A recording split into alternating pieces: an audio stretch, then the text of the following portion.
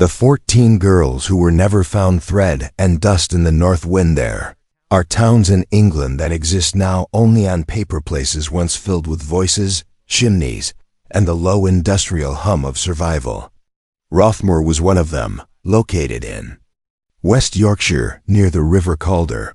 Rothmoor was a mill village, a compact world of grey stones, soot-caked windows, and labourers who spoke with flat vowels and hollow hope. At its heart stood Rothmoor Textile Works, a factory built in 1829, and by the 1880s, operated by the powerful but reclusive Cowley family. They employed over 400 people at the mill, the majority of whom were girls between the ages of 9 and 17. In the eyes of the Cowleys and the town elders, Rothmoor's children weren't workers, they were assets. They could be taught faster, worked longer, and controlled more easily than the men. The girls were called drawers and spinners, but they called themselves thread ghosts, faded, pale shapes who drifted between machines and disappeared into the cotton fog. By 1892, Rothmoor's mill had developed a reputation for efficiency. The output of its looms was unmatched in the region. Inspectors who visited the site always found the children silent, focused, and neat. Everything appeared as it should. But underneath the constant clicking of shuttle looms, there were rumors, a growing unease carried in whispers between cottages and in chalked messages on alley walls. 14 girls had vanished, not all at once, not in a single event, but over the course of 7 years, one by one, with a slow and disturbing regularity. The first was Ellen Briggs, age 10, disappeared November 1885. The constable recorded it as a case of domestic relocation. Her father, an invalid, claimed she'd been taken by an aunt to Manchester. No further inquiry was made. The second was Ruth Dyer, age 12, vanished in spring 1886. Her absence wasn't reported for 3 days. The matron at the boarding house said she had gone off with a cousin, but no cousin was ever identified. By 1889, 5 more girls were missing. Still, no pattern was officially acknowledged.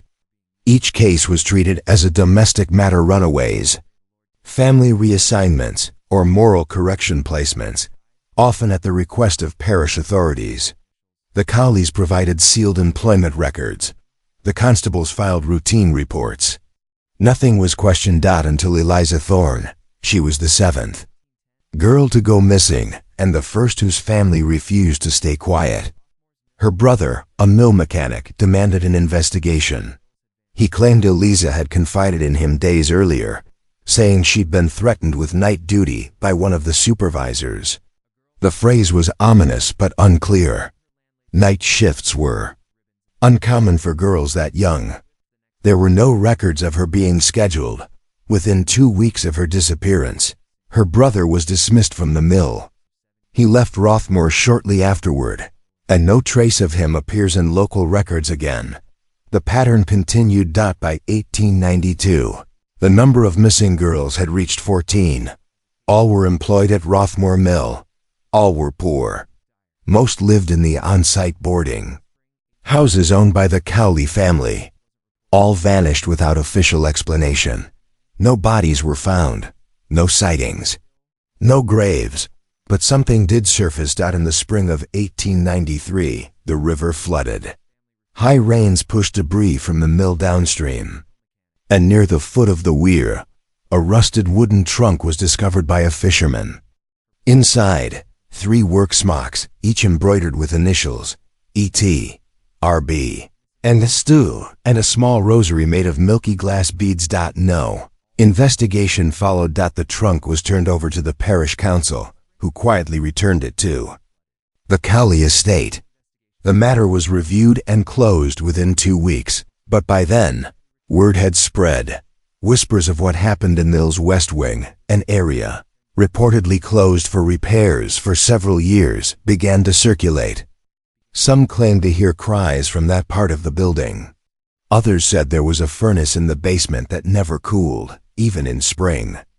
A girl named Mary Carter, age 11, told her landlady she'd seen a girl tied with ribbons in the boiler room. She was whipped the next day for lying and retracted her statement. Eventually, the parish priest, Father Howard Elridge, wrote a letter still preserved in the diocesan archives in Leeds, dated May 2, 1894. It reads, "I fear there are matters of great spiritual concern at Rothmoor. The young are being used.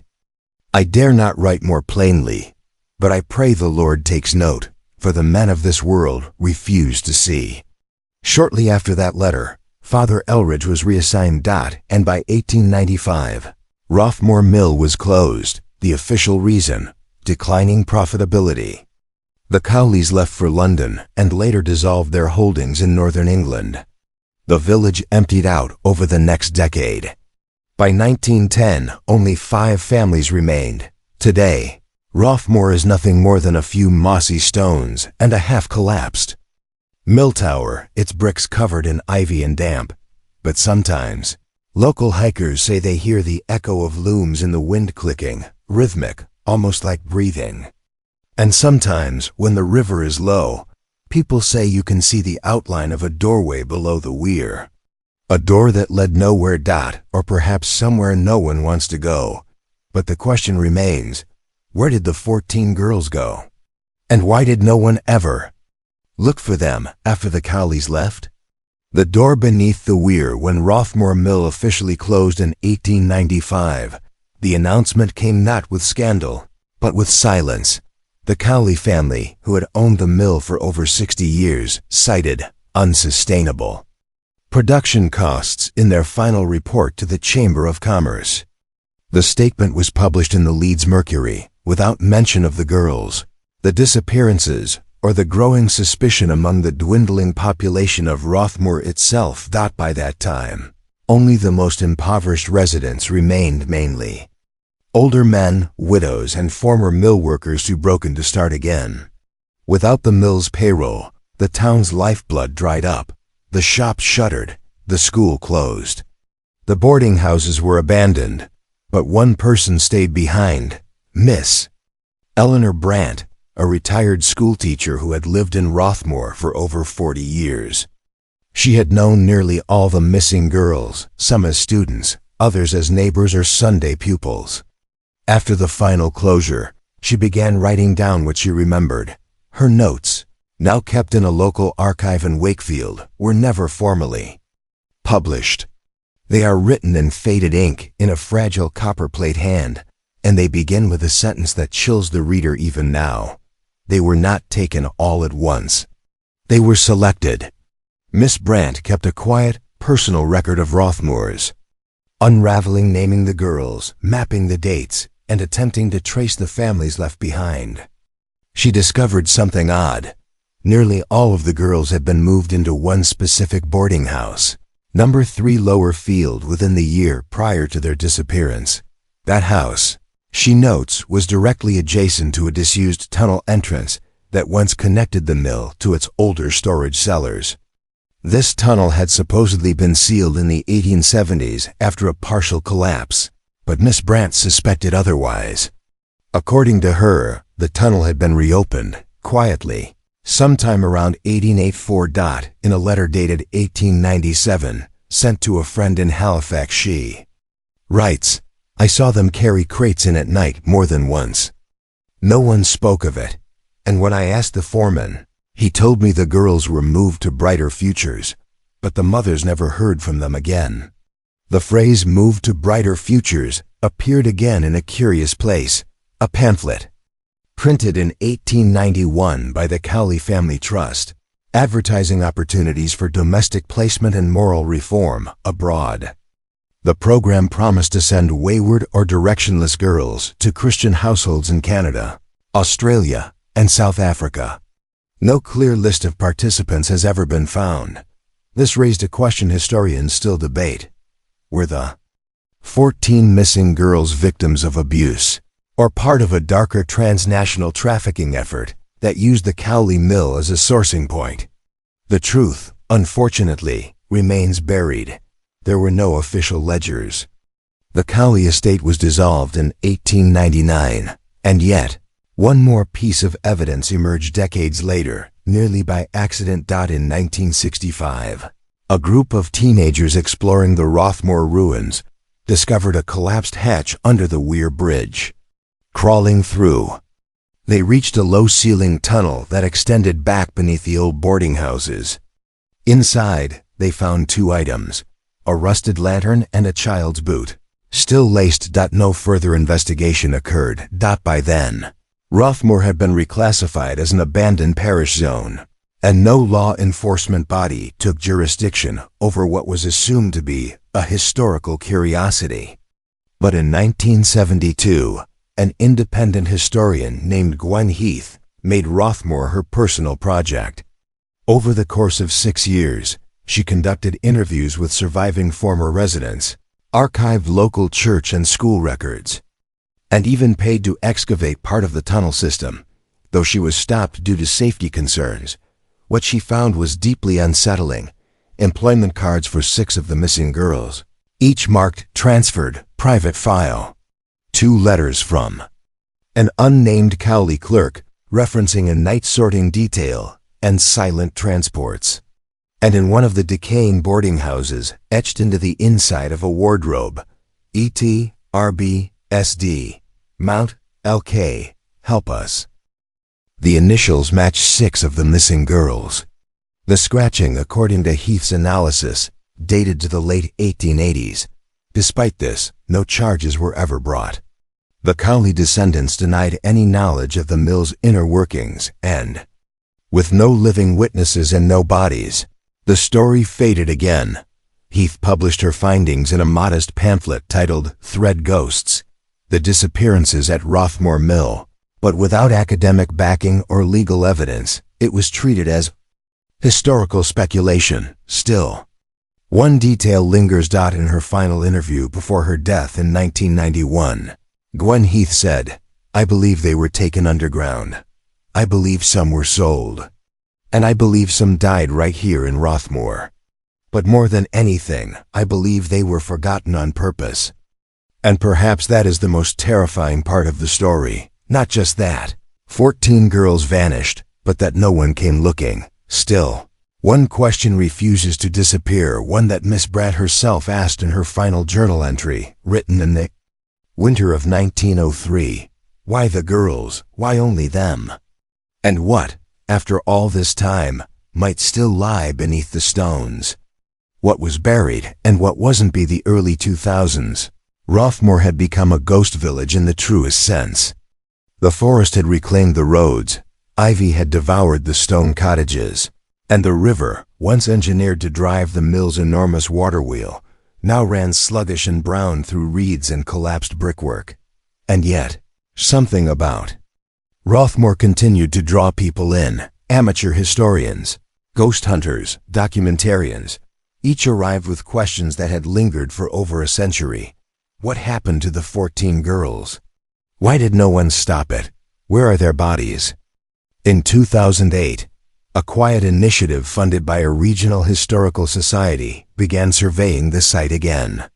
Using ground-penetrating radar near the west wing of the mill and around the disused boarding house foundations, they discovered anomalies, patterns that suggested disturbed soil, old cavities, and possibly unmarked pits. The society submitted a formal request to excavate under the positive assumption they were dealing with historical waste dumps or work cellars. But just before the dig could begin, a private estate trust filed an injunction. The trust claimed the land was protected under a 1934 heritage clause linked to Cowley family holdings. And just like that, the dig was stopped. This act of quiet obstruction reignited public interest. Journalists revisited the story. Online forums sprang up.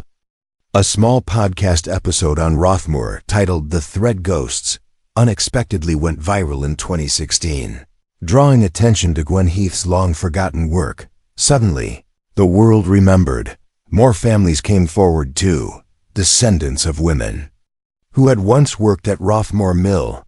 One woman from Sheffield, Anna Partridge, claimed her great-grandmother, Martha Partridge had once escaped the mill as a child. In a letter dated 1891, preserved in a shoebox of family papers, Martha wrote to her sister, "I left without a coat. I walked 10 miles through fields. If they ask, I am in Leeds. The girls who stayed never left. Don't say my name." Anna submitted the letter to the Wakefield Historical Society, who confirmed its handwriting and period authenticity. It remains the only known testimony from someone who might have escaped what happened inside Rothmoor. By 2019, public pressure pushed Yorkshire authorities to grant a limited exploratory license. A single dig was allowed, 1 square trench, just behind the old boarding house number 3. Over 4 days, archaeologists unearthed charcoal remains of burnt timbers from what appeared to be a sealed hatch, a shoe buckle consistent with 1880s child footwear. And beneath the 3rd layer of compacted earth, a human rib fragment. DNA testing was inconclusive due to degradation. No full body was recovered.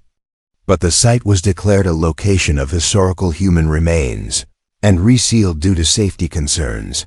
Nothing else has been unearthed since. Still, that tiny fragment of bone, that sliver of proof, was enough to change the narrative. For years, the disappearances had been treated as rumor, coincidence, or folklore. But now, the official records list Rothmoor Mill not only as a defunct industrial site, but also as a location of unresolved historical disappearances. The mill's west wing, the tunnels beneath the weir, the lost trunk in the river, and the initials carved into wood, all are fragments of a puzzle that no longer seems fictional. The final question is not what happened. That seems clear now. The girls were taken by men who saw them as labor, silence, or worse. The question is how it was allowed for so long, by so many, with so little said. Even today, visitors to the Rothmoor ruins report strange impressions, not of ghosts, but of silence. A heavy quiet, as if something remains buried, unspoken. Like the unfinished hymn of a child with thread in her fingers and soot in her lungs. And when the wind blows through the mill tower, some say it sounds like whispering. Not words, just breath. Final reflection: there are many tragedies in history that came like thunder, wars, fires, revolutions. But there are others that arrived like dusk, slow, unnoticed, and lingering. The story of the 14 girls who vanished at Rothmoor Mill is not just about what was done, but about how easily it was hidden, and how comfortably it was forgotten. And perhaps that's the most frightening part of history. Not the evil, but the silence around it. The town that disappeared into a company ledger, coal, contracts, and quiet erasure. Some towns die slowly, chipped away by unemployment, drought, or time. Others die all at once. But Belknap Hollow, a coal settlement tucked into the Appalachian hills of eastern Kentucky, did something stranger. It died on paper. Founded in 1878, Belknap Hollow was never a large town. At its peak, it held fewer than 600 residents, mostly miners and their families, scattered across a steep valley where trees grew close and the sun disappeared by 4 p.m. The town had no mayor, no post office after 1911, and no paved roads. But it had a mine, Hollow Number 6, owned by the North Consolidated Fuel Company, known in local parlance simply as Northcon. To understand what happened to Belknap, you have to understand the way mining leases worked in late 19th century Appalachia. At the time, land rights and mineral rights were often split, and most poor families, eager for steady income, sold the underground mineral rights while still living above them. Northcon would sign 99-year leases, take the coal, and leave behind hollowed hillsides and poisoned creeks. But Belknap was different. The entire town sat on land leased by a single contract, an 1891 agreement with the Hartzell family, who had owned the valley for generations. They leased 1,200 acres, including all structures, visible and otherwise, to Northcon for a sum of $4,200 and non-interference in existing domestic occupation. That last clause would prove to be the most important and most ignored. In 1902, Northcon began expanding operations. Hollow number 6 was deepened. A second shaft was added. The town grew as the company built boarding houses, a store, a church, and a single-room schoolhouse for the miners' children. But unlike other company towns, Belknap was never formally registered with the state.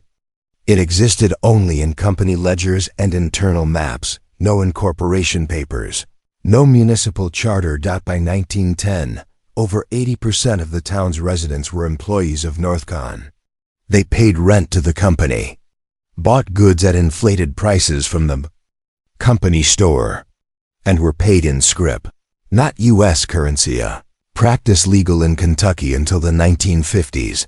The people of Belknap Hollow were workers, tenants, and captives all at once. And then, in the fall of 1924, something changed. A quiet audit conducted by Northcon's legal division revealed a contractual inconsistency. Specifically, the land lease was set to expire in less than 70 years, and under the terms of the Hartzell contract, any permanent development would revert to the Hartzell heirs upon expiration. This meant that, legally, Northcon didn't own the mine infrastructure. It was leasing it. And if they didn't act, they could lose millions in assets. So they began to erase the town. First, maps were redrawn. The 1926 Northcon Internal Survey no longer listed Belknap Hollow as a residential site, just a resource zone. Company payrolls began using numbered codes instead of names. Entire family units were collapsed into Household 32B or Mine Quarters 5C. The school was shut down. The church was relocated. No reason was given. In 1929, the remaining Hartzell heirs, distant cousins living in Ohio, filed a civil complaint, arguing that the town and mine structures now constituted permanent occupation and should be returned to the family. But by then, Northcon had a new strategy.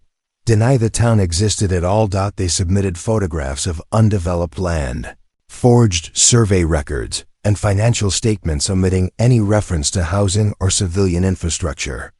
The company claimed that Belknap was a transient labor settlement with no fixed residence. Meanwhile, the people of Belknap were still there, living, working, dying underground. One of them, Josephine Myrick, kept a diary from 1927 to 1933. Her journal, now stored at the Eastern Kentucky Historical Archive, is one of the only first-hand accounts we have of what it was like to live through the slow erasure of a town. Today the payman told us the school is no more. He said we could teach our own if we liked. Sarah's boy coughs so bad, I think he has the lung. The store only sells flour and salt now. I dream we are ghosts, still walking though we ain't born yet. In 1931, Hollow number 6 collapsed. 15 men were killed. No compensation was paid. No public record was filed. Why? Because according to Northcon's filings, there were no workers in Belknap Hollow. No infrastructure. No town. The land was marked uninhabited and in restoration. And within 10 years, it was. By 1942, only 3 families remained. Most had moved on or died. The mine was sealed. The houses torn down or left to rot. The road into the valley collapsed in a landslide and was never repaired. Today, nothing remains of Belknap Hollow, no signs, no gravestones, no recognition. The land is privately held, and the company that once devoured it, Northcon, was absorbed by a larger conglomerate in the 1970s, and yet, a single ledger still exists, found in a locked filing cabinet at a Northcon storage facility during a bankruptcy liquidation in 1993.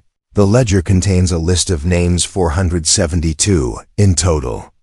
Next to each, date of hire, date of transfer, or a blank line. Over 200 entries are blank. No date of death, no exit record. Just a name, and then nothing. And at the top of the page, written in faint pencil, Belknap Hollow, final head count, A. Name, a number, a line left blank in 1933. A traveling journalist named Harlan Tate arrived in Eastern Kentucky to write a feature on the impact of the Depression on coal towns. He'd come from Louisville, sent by a regional weekly with a growing interest in labor stories and rural hardship. Rothmoor was already fading into myth, but Belknap Hollow was at the time still breathing, just barely. Tate's notes, now part of a personal archive at the University of Kentucky, describe what he found in Belknap as more quiet than sorrow, more dust than ruin. He wrote, "I have seen towns die from neglect, towns flooded by rivers or swallowed by mines, but never have I seen a town vanish while its people still breathe." Belknap Hollow is a Maples's place. The road bends and then gives up, as if it, too, has forgotten how to get there. Tate interviewed several residents who remained. Among them was Luther Cobb, a retired mule driver who had worked the mine since 1899. Luther recalled how the company removed more than just buildings. They took the school bell, took the porch rails off the church, said it was all rotted. Then they burned the library, one cartload at a time. Called it surplus. You ever seen a town disappear like that? I have. We live here. They say we don't. The legal erasure continued. In 1935, the state's official geological survey removed Belknap Hollow from its register. The next year, Northcon sued for full ownership of the land under a quiet title action, claiming the Hartzell heirs had abandoned interest and that no community had ever been established. They succeeded. The court case was decided in absentia. The heirs, unable to fund travel or legal counsel, never appeared. The ruling read, "The area known as Belknap Hollow has no documented municipality, no postal history, and no verified residential structure meeting state records." And with that, the company obtained full title, retroactively removing the rights of the people still living there. To the outside world, Belknap simply ceased to be. Its children were sent to work in nearby towns. Its miners, if they lived long enough, died of black lung in unmarked cabins. And its women, the wives, sisters, and daughters of a lost place, stopped using the name Belknap altogether. But the hollow had one last record keeper. In a tin box found decades later in a rotting barn just west of the old mine shaft. There was a collection of folded receipts, burial notes, school rosters, and store ledgers, all handwritten, all unsigned. Among them was a scrap of paper torn from a 1919 calendar. On it, a single list: Benjamin F., Lung Josephine M., Feverella Cobb, River Allen W., Blast Henry T., Missing Josie T., Buried Corner of Yard Mary. Unknown 21 names in total. No ages, no addresses, just losses. Historians now believe it was an informal death log, kept by someone who could not write full obituaries but knew that memory demanded more than silence. There is a kind of cruelty that lives not in violence, but in record-keeping. The act of writing a name, omitting a name, or reducing a life to a number. In Belknap's case, the erasure was not one of war or fire, but of legal cleverness and bureaucratic indifference. And yet, the land remembers. In 2002, a local environmental team conducting soil samples near the hollow discovered traces of mercury and coal tar near what had once been the boarding houses. Beneath one section, sonar imaging revealed a series of stone foundations buried beneath decades of runoff. When the team attempted to return with excavation equipment, the landowner, a subsidiary of a national energy firm, denied access. No historical relevance, they said. Still, an intern on the team, Lena Kerwood, took photographs. One, taken at dusk, shows a faint outline of a doorway in a hillside. Another shows a carved post barely visible through the brush. On it, BSA, believed to be Belknap Hollow School. Lena kept those photos, even after the project was shut down. In an interview years later, she said, "We didn't find ghosts. but we found evidence of memory. The kind of thing that makes you wonder how many places like that exist, vanished with a signature, erased by design. Perhaps most haunting of all, however, is this. In the 2020 census, the region once known as Belknap Hollow was marked uninhabited, but in the margin, written in pencil by an unknown surveyor, was a note. Old man in shed says his name is Cobb, asked where everyone went. No record of location. The silence of the signatures by the time Belknap Hollow officially ceased to exist. It had already outlived its usefulness. North Consolidated Fuel Company. Northcan had mined out the last seam by 1941. The land was stripped, the hills fragile and leaking gas, the river laced with coal ash. What few families remained in the hollow either drifted to nearby towns or simply disappeared into the quiet anonymity of poverty. There were no farewell ceremonies, no preservation efforts. The last structure, an old supply shed, collapsed in the mid-1960s under a winter snowpack. And with it, the final shelter in a town that had already been erased twice, once physically and once on paper. But the story didn't end there. In the late 1970s, a regional property reassessment was conducted across eastern Kentucky due to shifts in coal leases and a growing awareness of abandoned mine hazards. As part of this effort, an archivist named Thomas Haverly stumbled upon a collection of internal company memos in a shuttered Northcon storage unit outside Pikeville. The memos, dated from 1923 to 1937, were labeled Asset Review, Belknap Zone. What Haverly found stunned him. Among the records were handwritten notes by Northcon executives discussing the deliberate dismantling of Belknap's existence. One note read, "Full termination must be achieved prior to expiration of mineral lease. Reduce documentation. Minimize references to residential use. Redirect postal inquiries to Pine Ridge." Another read, "Do not contest claims of habitation. Directly, simply omit." And perhaps the most telling, once removed from maps, the rest will follow. A place cannot be protected if it no longer exists. These were not careless oversights. They were strategic deletions. Haverly submitted his findings to the Kentucky Historical Records Office. But the documents were deemed non-conclusive due to the absence of original signatories and the murky chain of custody. Most were returned to the defunct company's successor firm, which within 2 years shredded its remaining archives as part of a routine compliance purge. But Haverly's discovery sparked something unexpected. In 1983, a group of descendants from the Belknap region formed the Hollow Memory Project, a grassroots effort to recover what little could be remembered.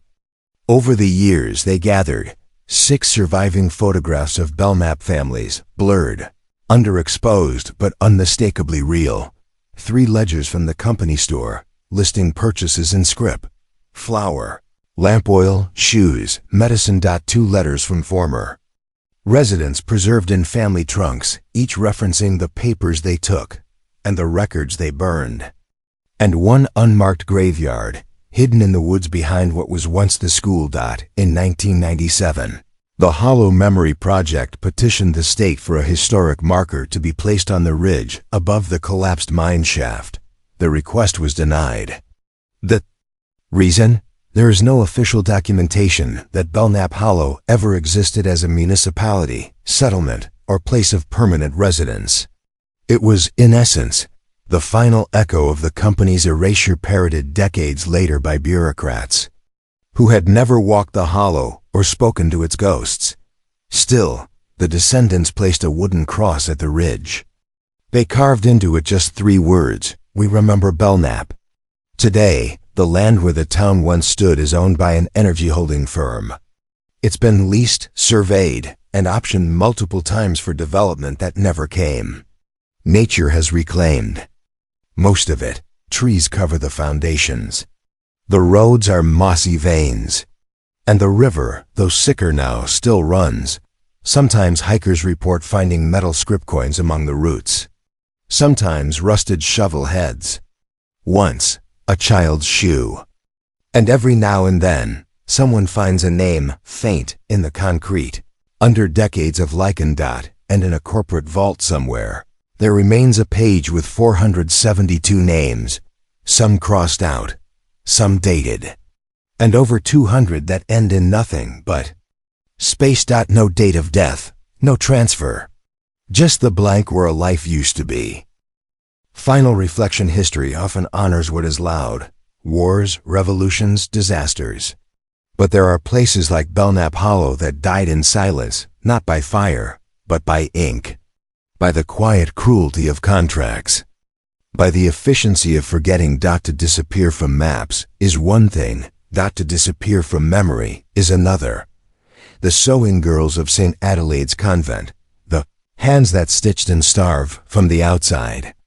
St. Adelaide's Convent for Girls looked like a place of quiet peace, perched on a low hill in rural Belgium, not far from the Meuse River.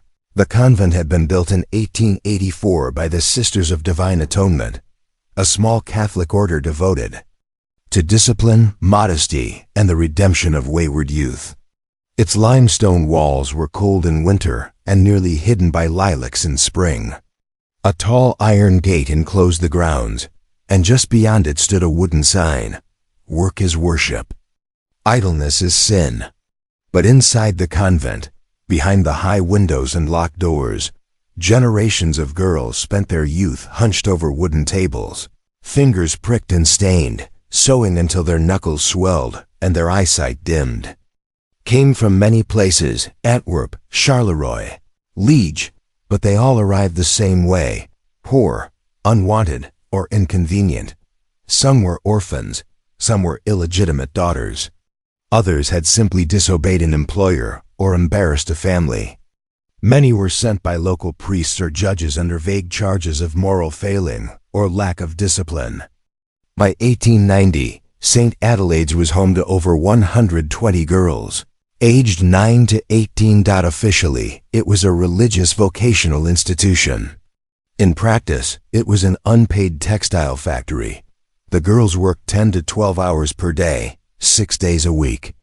They stitched monogrammed linens, altar cloths, military uniforms, baby garments, and lace trim for upper-class weddings. Their products were sold throughout Belgium, France, and even England, labeled as charity goods, handcrafted by pious girls. But none of the money went to the girls themselves. Their meals were minimal: porridge in the morning, weak broth at midday, and stale bread at night. Beds were straw-filled sacks, sometimes shared two to a bunk. Speaking was forbidden during work. Laughter was punished. Writing letters required permission. The sisters called the girls children of God, but they addressed them only by numbers. Sophie, who would later testify in secret to an investigating journalist in the 1920s, recalled, "They said we were fortunate to be saved from the world. But the world still reached us, in the prices on the garments we made, in the clients who toured. The workrooms, in the silence we were taught to hold like prayer." Disobedience was met with penitential labor, usually scrubbing stone floors with brushes, sometimes kneeling for hours on dry peas. Girls who cried were isolated. Girls who spoke of leaving were told they owed a debt of virtue they could not yet repay. In one internal letter, preserved in diocesan archives from 1906, Mother Superior Cecil wrote, "Our girls must learn that labor is the price of their salvation. Wages are for the clean of soul. These children must be wrung of worldliness before they are allowed even to dream of coin." The Belgian government began receiving anonymous complaints about the convent as early as 1909, but because the institution was registered as a private religious residence and the girls were considered wards, no labor laws applied. Investigations were politely deferred to church authority, and no action was taken. By 1915, during the German occupation of Belgium in World War I, the convent's output actually increased.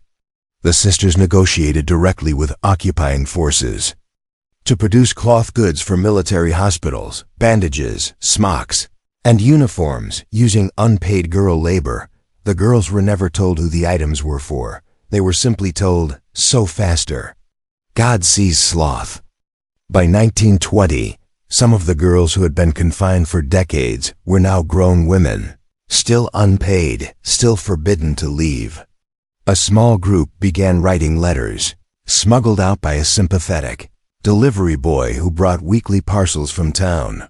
One of those letters reached La Gazette de Bruxelles, a small progressive paper with a history of criticizing the church. In 1922, an expose was published titled, "The Daughters of Silence, Inside St. Adelaide's Unpaid Factory." The article named names. It described rooms with barred windows, endless hours of sewing, punishments for speaking, and lists of products sold under the guise of religious charity. Public outrage followed. A minor scandal broke out in Parliament. And still, nothing happened. The church denied wrongdoing. They described the girls as voluntary residents, the sewing as therapeutic activity, and the profits as support for the mission. No. One was prosecuted. But in 1924, something shifted. One girl, known only as No 38, escaped through the laundry chute in the early morning and fled barefoot to a post office 7 kilometers away. She refused to give her name but demanded to see the local magistrate. Her testimony was taken in secret, and from that moment forward, the convent came under quiet surveillance. What investigators found, slowly and reluctantly, over the next 3 years was this: at least 178 girls had lived at St. Adelaide's.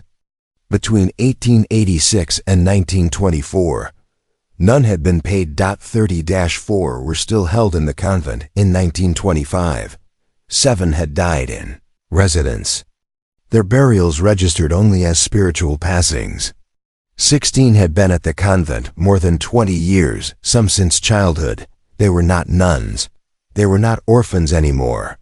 They were simply workers who had been forgotten or erased, unpaid, unseen, unfree. In the spring of 1925, Belgian authorities sent 2 inspectors, Jean de Klerk, a labor auditor, and Marguerite Janssen, a social welfare agent, to St. Adelaide's convent.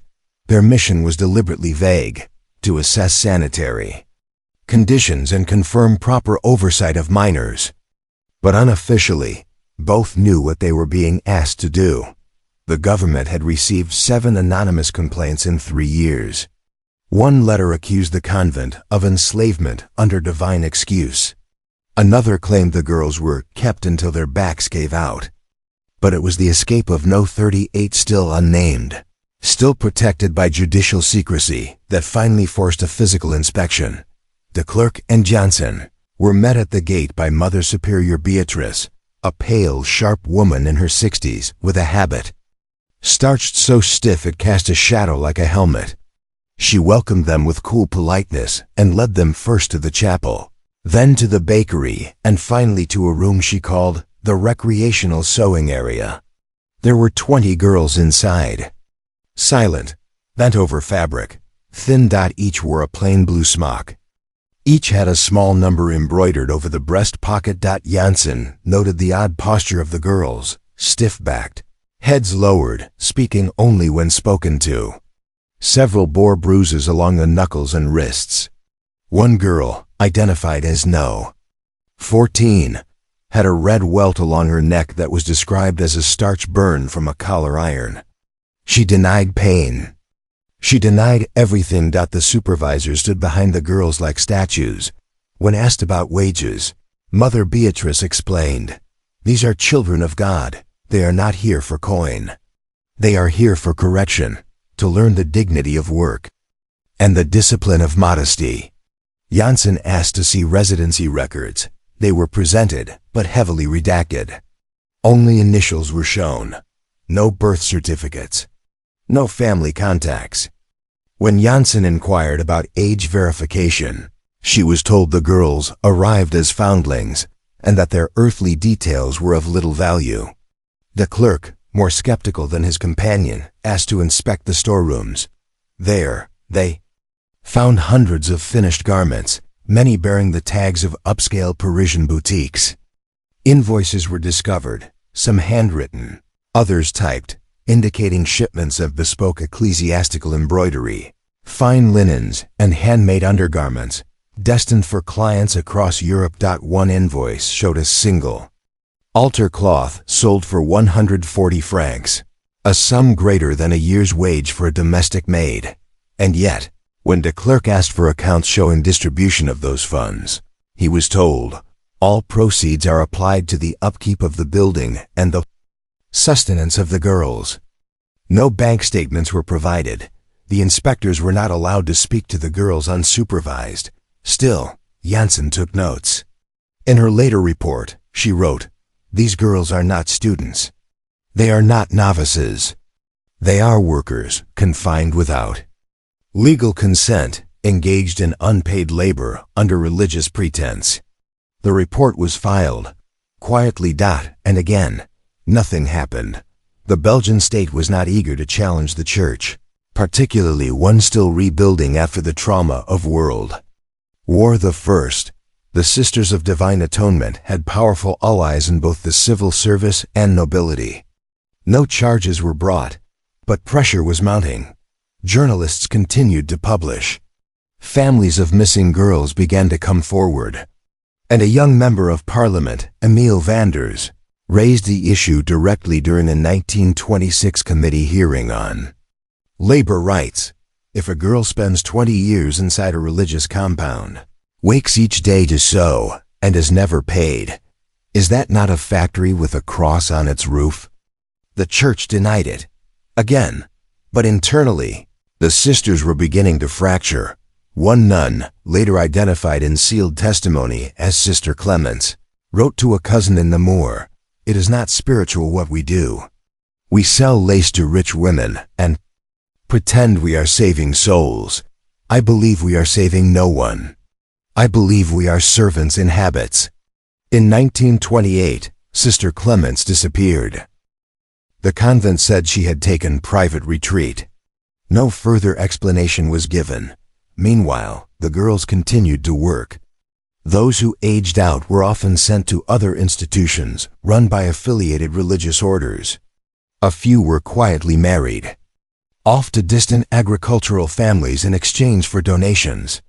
Some simply vanished from the records. By the time of the final audit, in 1930, St. Adelaide's had sewn for 46 years, employed over 200 unpaid girls, and generated textile revenue exceeding 600,000 francs, modern equivalent, millions of euros. Yet, the names of the girls remain almost entirely unknown.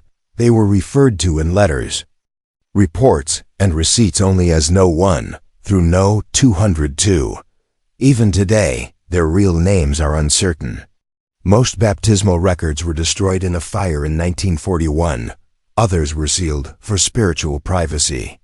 But what can be confirmed is this. In 1931, the convent ceased all textile production. The sewing rooms were closed. The girls were transferred to other religious homes.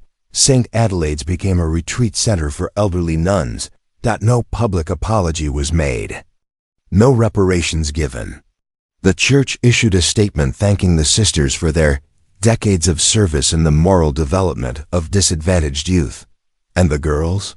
They disappeared, like thread pulled from a seam, vanishing without a trace. The sewing girls of St. Adelaide's convent threads that never loosened by the 1940s. St. Adelaide's convent had gone quiet. The halls where girls once labored now echoed only with the slow steps of aging sisters. The sewing rooms had been sealed, the looms disassembled, and the documents, the ledgers, rosters, invoices were, for the most part, either destroyed or hidden deep in ecclesiastical archives, inaccessible to state authorities. To the public, the convent was remembered as a noble institution, a haven for troubled girls, and a pillar of religious discipline. But to a few survivors, it was remembered differently. In 1952, a woman known only as MM submitted a sealed statement to a human rights inquiry in Brussels. She described spending her youth at St. Adelaide's between 1907 and 1921, entering at age 10 and leaving at 24. Her letter, brief and steady, included these words: "We were not saints. We were not sinners. We were girls who needed homes. They gave us labor. They gave us hunger. They gave us numbers. I remember being cold. I remember sewing bridal lace for a woman whose name I never knew. I have never held my own wedding."